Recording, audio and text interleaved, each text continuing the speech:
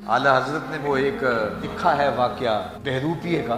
ایک بادشاہ وقت کے پاس آیا اور اس کو کہا کہ میں بہروپیہ ہوں. بہروپیہ مختلف روپ دھار کے دھوکہ دیتا ہے، اور دھوکہ دینے میں کامیاب ہو جائے تو پھر وہ سوال کرتا ہے میرے فن کی داد دی جائے.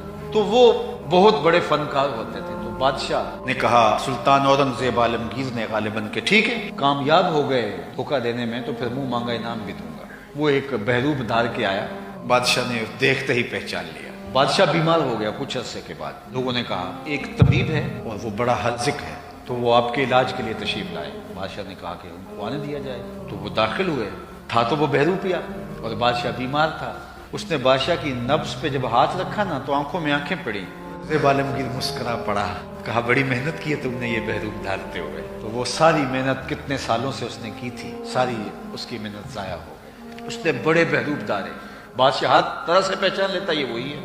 ایک دن اس نے کہا کہ یہ تو کوئی کام نہیں چل رہا. وہ ایک فقیر کے روپ میں ایک پہاڑ کی غار میں جا کے قیام پذیر ہو گیا اور اللہ اللہ کرنے لگا کہ بادشاہ کبھی گزرے گا تو میں اس کو دھوکہ دوں گا. اس کا تو مقصود لوگ تھے ہی نہیں. ہوا کیا کہ لوگ آئیں ان کو جھڑک دے تو جتنا وہ دور کرے لوگ اتنے نیڑے ہوں. ہوا کیا کہ شہرت بن گئی کہ اللہ کا فقیر ہے، پرواہ نہیں کسی کرتا، اللہ کا بندہ ہے کوئی. بادشاہ ایک مہم پہ جا رہا تھا اور پہاڑ کے نیچے سے دیکھا کہ لوگ اتر رہے ہیں اور جا رہے ہیں. پوچھا کیا ماجرا ہے؟ کہا یہ ایک فقیر ہے اور بڑا خدا رسیدہ ہے اور لوگوں کی پرواہ نہیں کرتا. بادشاہ بھی چونکہ مہم پہ جا رہا تھا، جنگی مہم تھی، اس نے سوچا چلتے چلتے سلام کر جاؤ. وہ بھی چڑھا پہاڑ اور جا کے غار میں داخل ہوا. بہروپی نے دیکھ لیا تو اس نے آنکھوں میں آنکھیں ڈالی، لیکن بادشاہ کی آنکھیں ادب سے جھک گئیں. جب ادب سے جھکی بادشاہ نے اس کے پاؤں کو ہاتھ لگانا چاہا تو اس نے کہا بادشاہ سلامت، میں یہ گستاخی نہیں کر سکتا کہ آپ میرے قدموں کو ہاتھ، آپ نے مجھے پہچانا نہیں، میں وہی بہروپی ہوں. بادشاہ حیران ہو گیا کہ اس نے کہا واقعی تو نے اس بہروپ میں مجھے دھوکہ دے دیا، اب مانگ کیا مانگتا ہے؟ تو اعلیٰ حضرت لکھتے ہیں کہ وہی لمحہ اس کی ہدایت کا تھا. اس نے کہا کہ میں نے بہروپ دھارا ہے، شہنشاہ وقت میرے قدموں میں بیٹھا ہے، اور اگر میں حقیقت میں فقیر بنتا تو پھر کیا ہوتا.